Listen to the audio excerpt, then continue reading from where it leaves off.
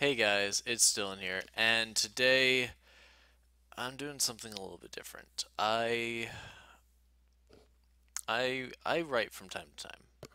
I'm a little bit of a writer, and it's something I like to do from time to time.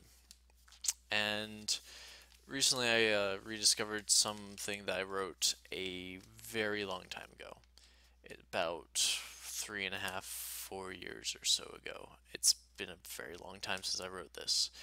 Um, and it's actually probably one of the darkest things I've ever written.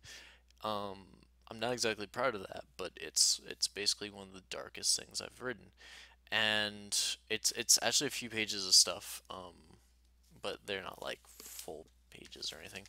I really don't even know how to describe it. Like, it's not poetry. There's no rhyme or anything. It's not a story because it's literally like 8 sentences, 10 sentences per page, so I don't even know what to call it per se. But it it, it it's something that's very kind of deep in my body. Like, let me give you a brief backstory of where this stuff came from. Um, about 3.5, 4 years ago, when I wrote this, I was working at Hardee's, and basically one night I was working and it was either till close or it was until like a little bit before close. Um, I was on my way home from work, and when I was driving, something in my brain just kind of set on fire and was immediately like, I need to write. I need pen and paper in my hands right now. And when I got home, I found this, notepad, yellow paper, notepad, and just wrote. And it was the first stuff into my brain, and it was just on the paper. And then when I was done with one thing, I just moved on to the next one and wrote another one. It ended up being like seven pages of stuff. And reading on it, it's like, this is dark. Like, I don't know where it came from. Like, it's from the darkest place in my heart, in my soul. And I hate the fact that I've written it in a way, because I don't like the darkness in my heart. Hell, I wrote this when I was in a pretty average time in my life, so it wasn't, I wasn't dealing with anything, yet at the same time I wasn't happy when I wrote it, so I don't know where it came from. Um, but anyway, so basically what I'm gonna do here is I'm gonna read this, and I'm hoping that in a way it will help me, bury whatever hatchets I still have, because it's a lot. I haven't looked at this in 2.5, 3 years. Like a little bit after I wrote it. Like I haven't looked at this since then. I don't even remember half of it. So, but without further ado, I guess I'll go ahead and start reading this. Fair warning, it is pretty dark in a way. Not like vividly dark, but dark in of itself. So, okay. Tears are all I see, blurring and obscuring the lights around me. I kneel in God's house with arms outstretched, wishing for an answer. But in my head, all I hear are the screams of the ones lost before me. The rain plinking off the stained glass window far above me is the only sound from the room. I hear the screams of my parents shot by mere thugs on the street, and see the bodies of my wife and child before me in the crash that should have taken me. The sounds of my past soon become replaced with a newer, more clear sound. I open my eyes to see flames torching the last timbers of my once welcoming abode, the flames that should have taken me. That was the first one. He is broken and bound in front of me, an ally, my friend.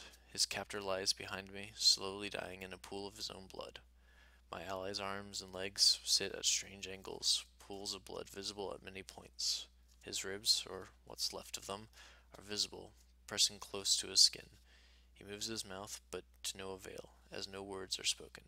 His jaw is broken, his nose bleeds, tears stream from his eyes, tears that, even in his state, flow like rivers of joy. I see a man that, no matter what happens, will persevere.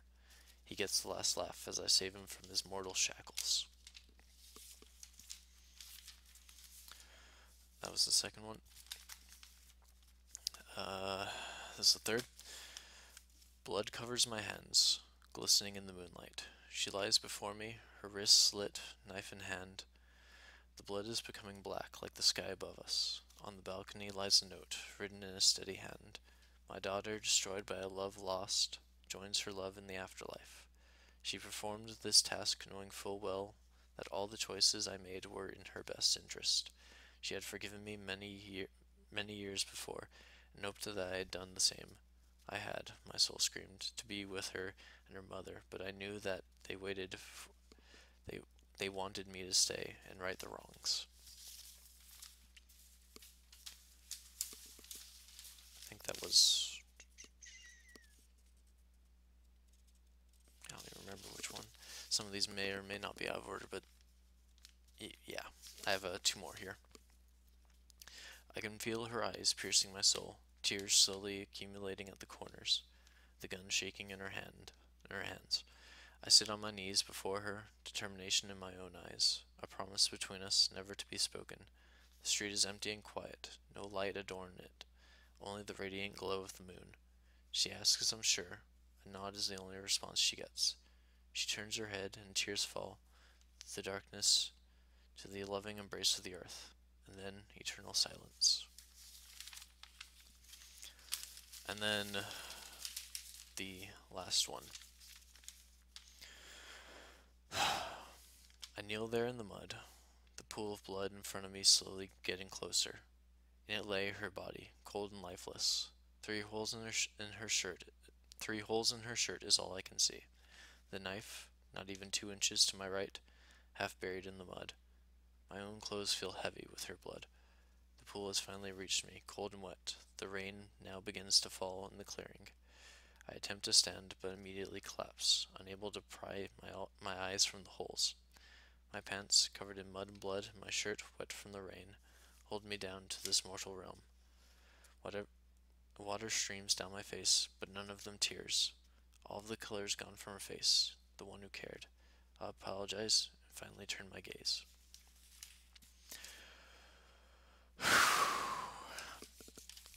I wrote these many, many years ago, and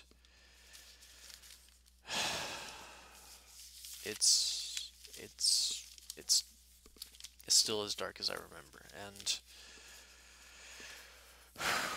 in a way, I hope creating this video helps me a little bit, maybe lets people know like there was a level of darkness in me, and it's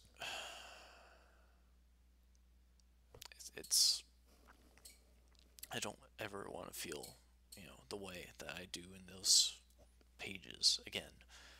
So, all in all, I hope that I can be happy, make videos, just do what I want, be happy. It's the key word there, huh? Anyway, guys, I hope this hasn't put a damper on anyone's mood. In truth, I hope it helps you realize that, there's other people out there, and there's other people who feel the same way and whatnot. So, all in all, I hope to talk to you guys soon.